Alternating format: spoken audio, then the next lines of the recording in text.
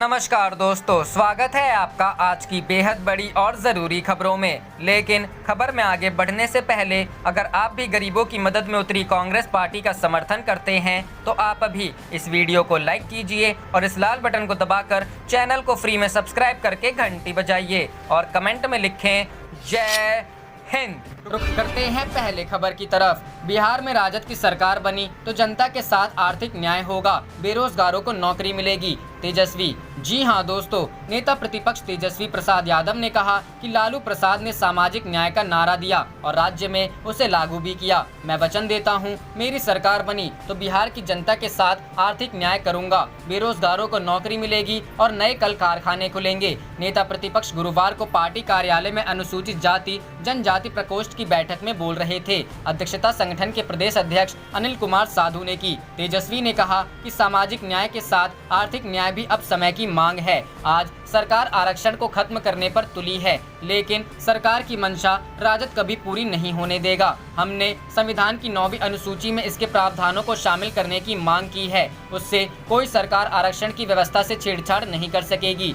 रुख करते हैं अगली खबर की तरफ। बिहार विधानसभा चुनाव 2020। राजद नेता ने तेजस्वी यादव को मुख्यमंत्री पद की गद्दी पर बिठाने का लिया संकल्प, कही ये बात। जी हां दोस्तों, राष्ट्रीय जनता दल अनुसूचित जाति जनजाति प्रकोष्ठ के प्रदेश पदाधिकारियों की बैठक गुरुवार को राजधानी पटना स्थित पार्टी के प्रदेश कार्यालय में आयोजित की गई। इस बैठक में सदन में नेता प्रतिपक्ष तेजस्वी प्रसाद यादव ने कहा कि लालू प्रसाद ने सामाजिक न्याय का नारा दिया था और अगर मेरी सरकार बनी तो मैं बिहार की जनता के साथ आर्थिक न्याय करूंगा। वहीं बैठक की अध्यक्षता करते हुए अनिल कुमार साधु उर्फ साधु पासवान ने कहा कि तमाम दलित वर्ग के लोग, अति पिछड़ा वर्ग के लोग, अल्पसंख्यक वर्ग के लोगों ने ठानी है आगामी बिहार विधानसभा चुनाव में तेजस्वी प्रसाद यादव को राज्य के मुख्यमंत्री के रूप में गद्दी पर बैठाने का काम करने का संकल्प लेते हैं। उधर बैठक को संबोधित करते हुए तेजस्वी यादव ने साथ ही कहा कि मैं इस बात का वचन देता हूं, बेरोजगारों को नौकरी दूंगा, कल कारखाने खुलेंगे, नए नए उद्योग धंधे लगेंगे।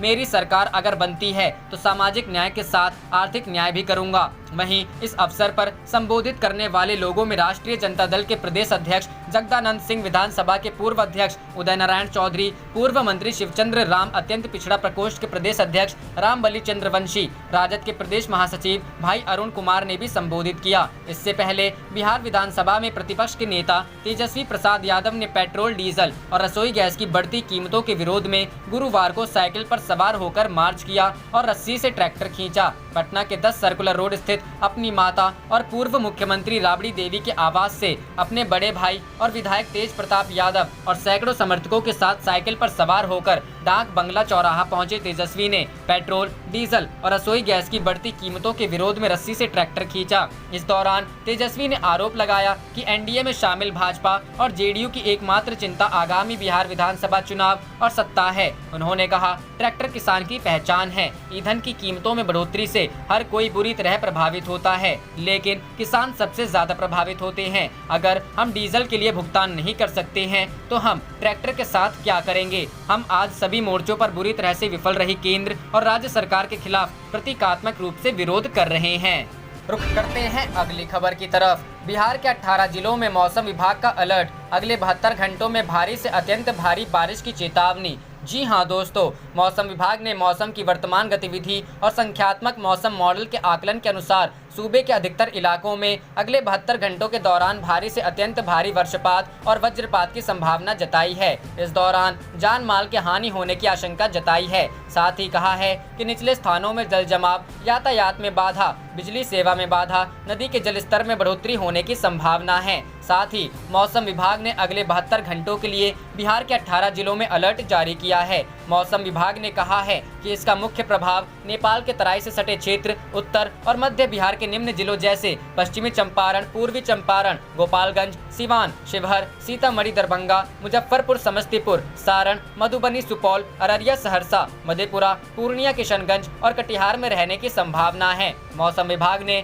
बिहार के लोगों से उचित सावधानी और सुरक्षा उपाय बरतने की सलाह दी है। रुख करते हैं अगली खबर की तरफ। अखिलेश यादव का योगी सरकार पर तंज, बोले यूपी में कोरोना कभी पीक पर नहीं पहुंचेगा क्योंकि यहां टेस्ट ही नहीं हो रहे। जी हां दोस्तों, देश भर में तेजी से बढ़ते कोरोना वायरस के मामलों के बीच उत्तर प्रदेश के पूर्व मुख्यमंत्री और समाजवादी पार्टी के अध्यक्ष अखिलेश यादव ने गुरुवार को हिंदुस्तान के प्रधान संपादक शशि शेखर के साथ खास बातचीत में जहां राज्य की योगी सरकार पर तंज कसा, वहीं दिल्ली में कोरोना के टेस्ट बढ़ाए जाने पर दिल्ली की आम आदमी पार्टी सरकार की तारीफ भी की। अखिलेश यादव ने उत्तर प्रदेश सरकार पर तंज कसते हुए कहा कि मैं रोज सुनता हूं कि विशेषज्ञ कहते हैं कि कोरोना जून में अपने पीक पर होगा, कभी जुलाई में पीक पर होगा या कभी अक्टूबर में पीक पर होगा। मैं कहता हूं कि कोरोना यूपी में कभी पीक पर नहीं पहुंचेगा, क्योंकि यहाँ टेस्ट ही नहीं हो रहे हैं। जब टेस्ट ही नहीं होंगे तो हमें पता ही नहीं चलेगा कि पीक क्या होता है। अखिलेश ने कहा कि दिल्ली में रोज हजारों की तादाद में टेस्ट हो रहे हैं, लेकिन यूपी में उनके मुकाबले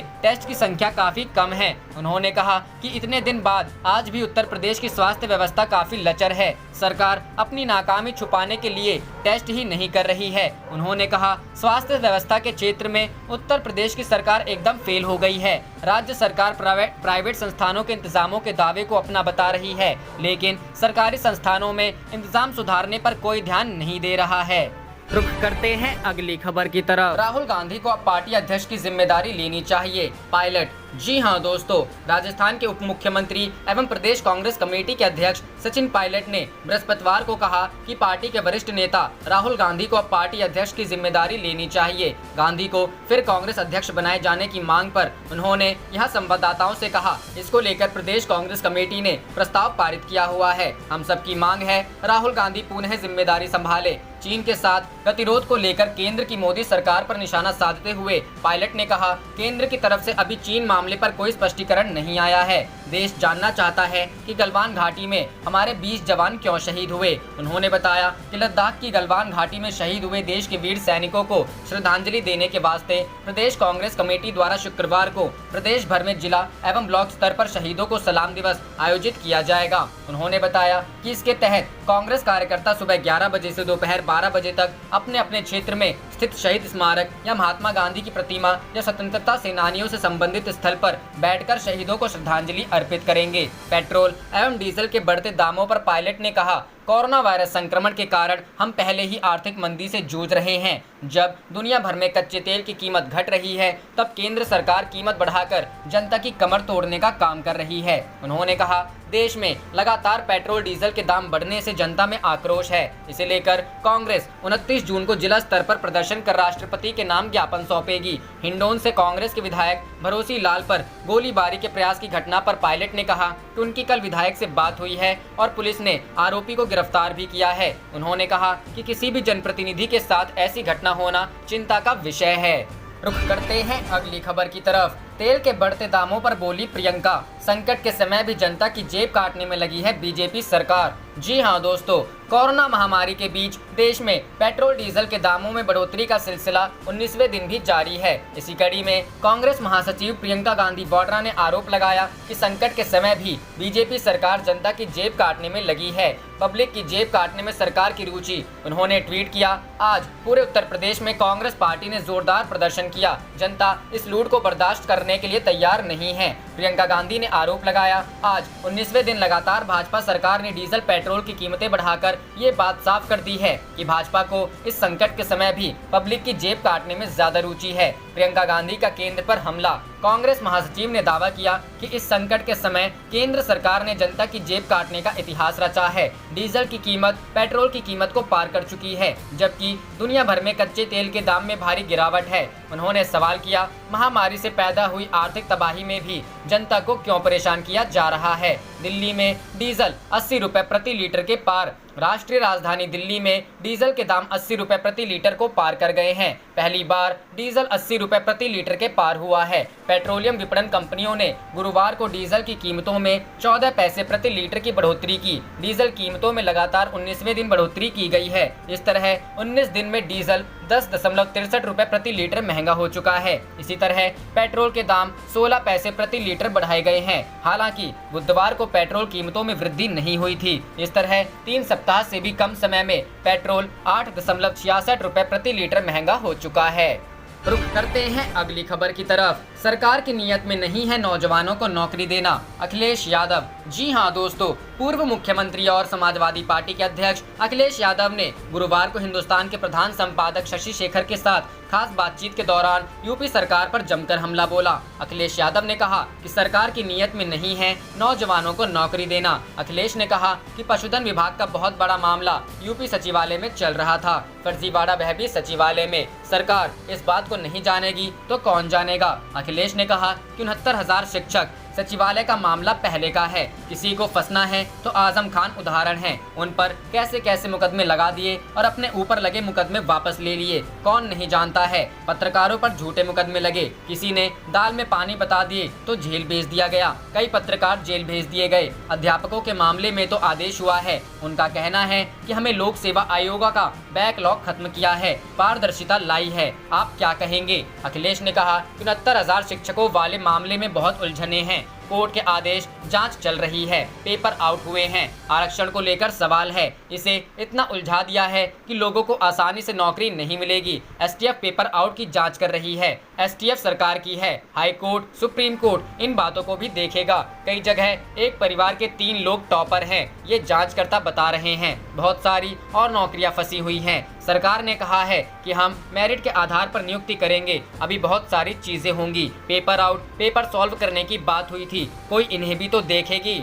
रुख करते हैं अगली खबर की तरफ। गहलोत बोले, मोदी और शाह ने कर लिया है भाजपा और राजग सरकार को हाईजैक। जी हां दोस्तों, राजस्थान के मुख्यमंत्री अशोक गहलोत ने कांग्रेस पर गृह मंत्री अमित शाह के हमले पर पलटवार करते हुए बृहस्पतिवार को कहा कि भाजपा ने केवल 6 साल के अपने शासन में ही देश के लोकतांत्रिक एवं सामाजिक ताने बाने को तहस नहस कर दिया है। गहलोत ने कहा कि प्रधानमंत्री नरेंद्र मोदी और गृह मंत्री शाह ने भाजपा और राजग सरकार को हाईजैक कर लिया है, जहां बाकी नेताओं की किसी को परवाह नहीं है। मुख्यमंत्री गहलोत ने भाजपा और इसके नेताओं पर निशाना साधते हुए कई ट्वीट किए। गहलोत ने ट्वीट किया, मुझे यह देखकर कोई हैरानी नहीं है कि समूचे विपक्ष में से प्रधानमंत्री मोदी और गृह मंत्री शाह केवल कांग्रेस को लेकर चिंतित दिखते हैं। उनकी असुरक्षा और भय स्पष्ट है, क्योंकि शाह सहित सभी जानते हैं कि सोनिया गांधी और राहुल गांधी के नेतृत्व में केवल कांग्रेस में ही मौजूदा केंद्र सरकार के अत्याचारों का मुकाबला करने का साहस और शक्ति है। गौरतलब है कि शाह ने बृहस्पतिवार को कांग्रेस पर करारा हमला बोलते हुए आरोप लगाया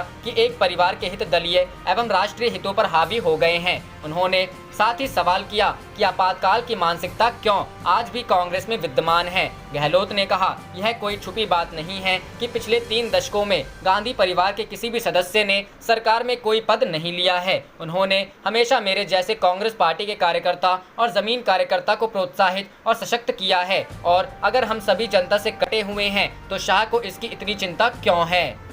रुख करते हैं अगली खबर की तरफ। रोज फेक मुकदमों का घिनौना खेल चल रहा, इस बीच बीजेपी इमरजेंसी की बरसी मना रही है। कन्हैया कुमार। जी हां दोस्तों, आपातकाल के 45 साल पूरा होने पर सीपीआई नेता कन्हैया कुमार ने कहा कि सरकार से सवाल करने वाले सैकड़ों विद्यार्थी, सामाजिक कार्यकर्ता, पत्रकार और बुद्धिजीवी जेलों में कैद हैं। उन्होंने कहा कि हर दिन फर्जी मुकदमों, जेल, बेल और फिर जेल का घिनौना खेल चल रहा है। इस बीच आज साहब ने लोकतंत्र की दुहाई दी और बीजेपी इमरजेंसी की बरसी मना रही है। बता दें कि देश में पूर्व प्रधानमंत्री इंदिरा गांधी द्वारा आपातकाल लगाए जाने के 45 साल पूरे हो गए हैं। आपातकाल की बरसी पर पीएम नरेंद्र मोदी ने एक वीडियो ट्वीट कर कहा कि आज से ठीक 45 वर्ष पहले देश पर आपातकाल थोपा गया था।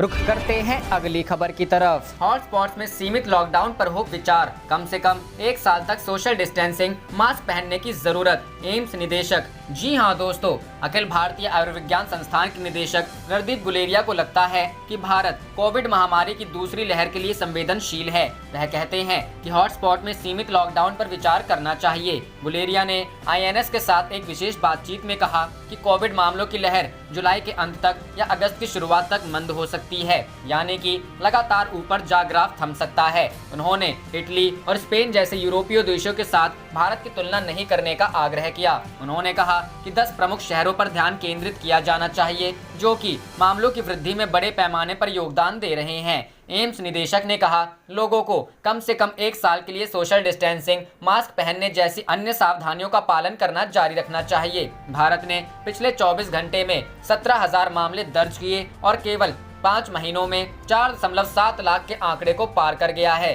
देश लंबे लॉकडाउन के बाद अनलॉक होने की प्रक्रिया में है, लिहाजा सावधानियां बरतना बेहद जरूरी है। इससे हम दूसरी लहर से बच सकेंगे, क्योंकि वायरस दूर नहीं जा रहा है, इससे बचाव ही समाधान है। दूसरी लहर को लेकर एम्स निदेशक ने कहा, मामलों में गिरावट के बाद सावधानियां न बरतने से सिंगापुर जैसी स्थिति बन सकती है, जहां कोरोना वायरस की दूसरी लहर ने जमकर नुकसान पहुंचाया। भारत भी दूसरी लहर के लिए संवेदनशील है। कोविड-19 के मामलों में तेजी से वृद्धि को देखते हुए क्या एक और लॉकडाउन की जरूरत पड़ सकती है? इस पर उन्होंने कहा, हमें हॉटस्पॉट जैसे सीमित क्षेत्रों में लॉकडाउन की आवश्यकता हो सकती है। इसके बाद एक सूक्ष्म योजना बनाई जानी चाहिए, जिससे लोगों के व्यापक परीक्षण और कॉन्टैक्ट ट्रेसिंग का पता लगाया जाए। इन क्षेत्रों से केस लीक ना हो, ये सुनिश्चित करना भी बेहद जरूरी है। कोविड-19 मामलों के पीक को लेकर उन्होंने कहा, कुछ समय तक मामलों की संख्या बढ़ेगी। इस तरह के वायरस के संक्रमण को लेकर समय सीमा देना तो मुश्किल है, लेकिन लगता है कि जुलाई के अंत या अगस्त की शुरुआत से ग्रोथ का ग्राफ मंद हो सकता है।